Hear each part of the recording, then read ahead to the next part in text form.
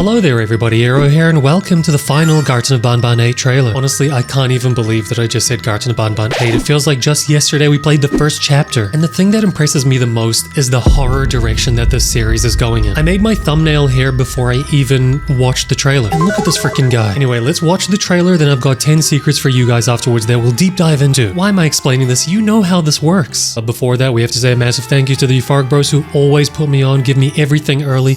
I love you guys. Seriously, I love you. Now, let's get started. Alrighty. What? What was going on in that cell? I'm glad to see you're okay. At least I know what happened to me wasn't in vain.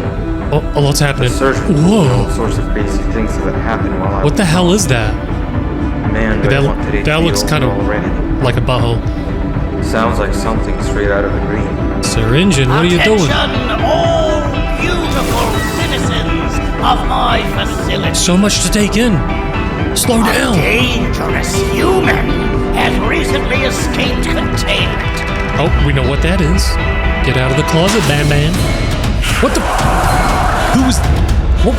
The new reclamation team has been dispatched. The reclamation team. Hey, our boy is falling into the void. Justice will be served. All right. I should have learned your actions. Oh. Jumbo Josh's. Someone hit you over the head recently? What the hell? Okay, so he escapes. And there he is on the mural with the rest of his family. Oh, baby. Baby version? Mommy, you finally found us! Mommy, you finally What? Did did Stinger Flynn just say that, or did they find him? Baby, the missing children. I forgot we're looking for missing children.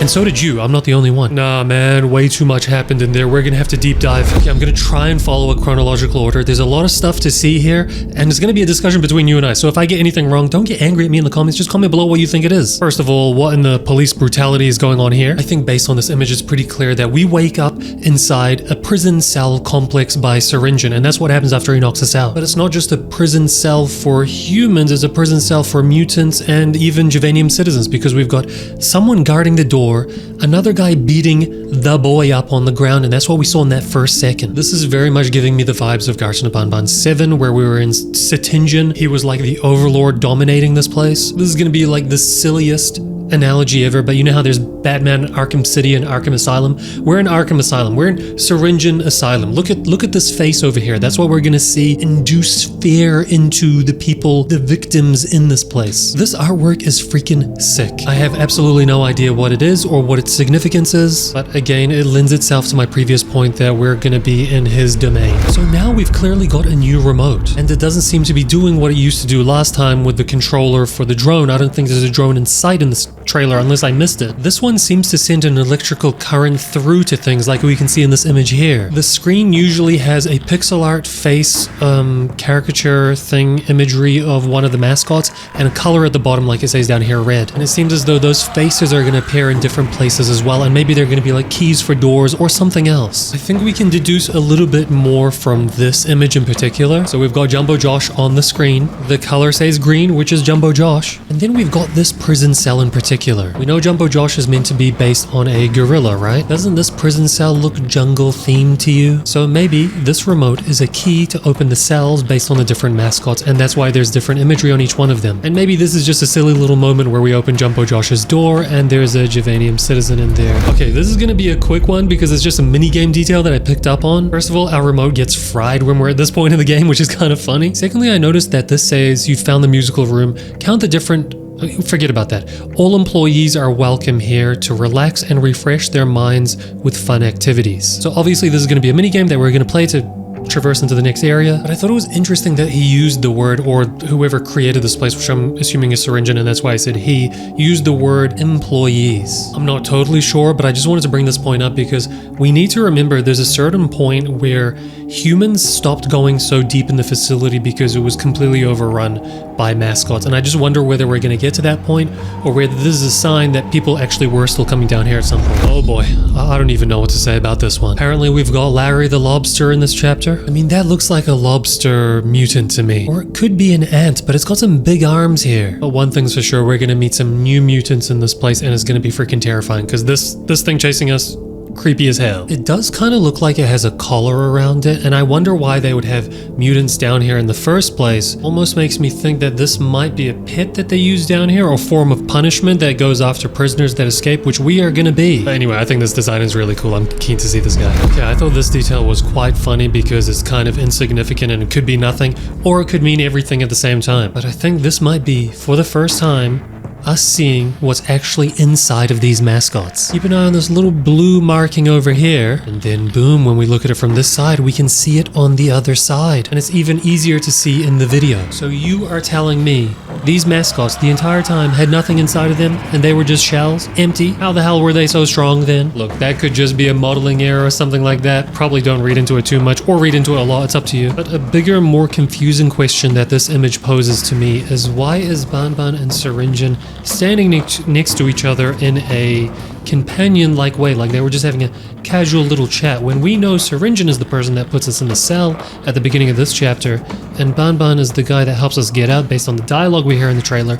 So why are they talking if they are on different ends of our friendship group, huh? I guess we'll only find out during the chapter. Alright, so I know absolutely nothing about this mystery. I just want to hear your ideas about it. First time we saw this little plush teddy bear was when we saw this teaser image used for Garten of Banban 8. It's clearly Banban related, and it's clearly a toy. It looks like you can see the cotton seam, but it's got a knife going through its heart, and it looks like that knife has some Javanium splatter on it as well. It gives off the vibe of like a voodoo doll, like you stab this doll and Banban feels it or something like that, but there's something magical going on, like the scepter type of magic going on here. And then we see the doll again face down on some asphalt, and I went through the comments of the video, and this was in the teaser trailer that I missed like a couple weeks ago as well. Why is no one talking about this hand? Am I really the only one that thinks it looks like Bitter Giggle's hand? It's the exact same color. He died and he's probably gonna come back alive somehow, but it's got nails, which I guess doesn't fully align with him. But my guess is that it's Bitter Giggle. Or am I completely forgetting a character in this story? Please tell me if I am. And then we've got this guy, Sir Dadadoo in the flesh, still alive and looking pretty damn healthy, unlike Mr. Jumbo Josh in the background that's half purple, half green now. Obviously the purpleization is what happened to him after he tried to eat the scepter, but in one of the previous teaser trailers we see him in this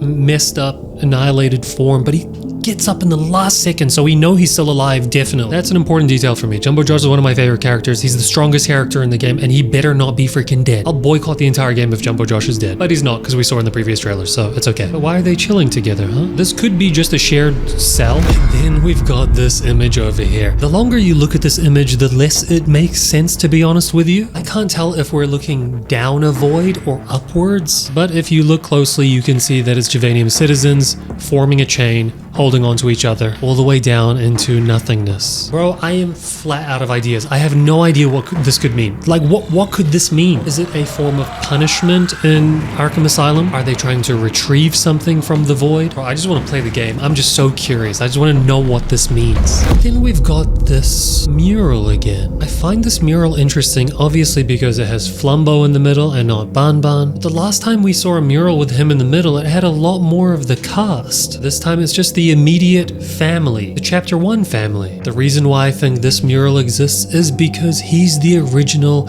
cast member that they wanted to cast into the family. It wasn't Banban. But if you want to know why Banban ends up being the cast member in the family or the main person in the family, you need to see the ending of my playthrough of Garten of Banban 0. But I think if you're watching this up until this point, you know why. It's because this guy got put into a closet. But the real question is, we know he escapes. Banban is the one that lets him out in this chapter.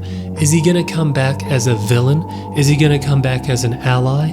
Is he gonna try and get revenge on Banban? Is he gonna try and help us? Are we gonna get to play as him because we got to play as him in Garten of Banban 0?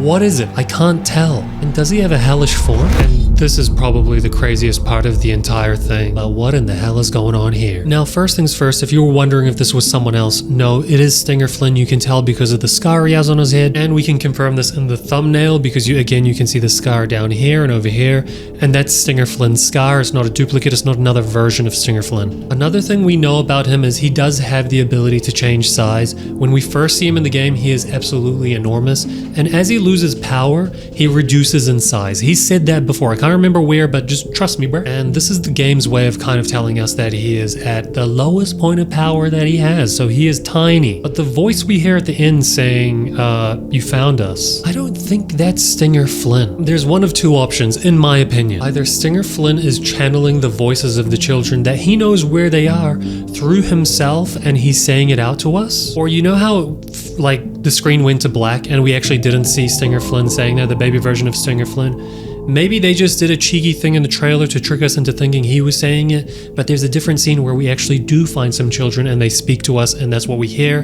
because we didn't actually see him say that, so we don't know for a fact that it was him that said it. But guys, that's all the time I have for today. I feel like we're only scratching the surface of this game, but all of these questions are going to be answered when the full game comes out. I'm going to get it early as I always do, and I'm going to be the first person to post it, so make sure you're subscribed and like this video so that you see it. And one last thing, thank you so much to everybody that's been supporting me on my latest shorts, the spooky story shorts. Thank you so much. Man, I've really been enjoying doing them. It's really like reignited a fire I have in myself for YouTube and content creation. I'm never going to leave the gaming side. I'm never going to leave Garten of Banban and mascot horror games like this. But I think it's nice to throw something else in there that adds some flavor to this channel, because we love talking about spooky stories at the base of like who we are as a channel or as a community. We love like diving deep into the spooky stories behind the games that we play. So I figured, why not dive into spooky stories that aren't in games? And it seems like a lot of you are enjoying that. We can do it all, baby. So until next time, goodbye everybody.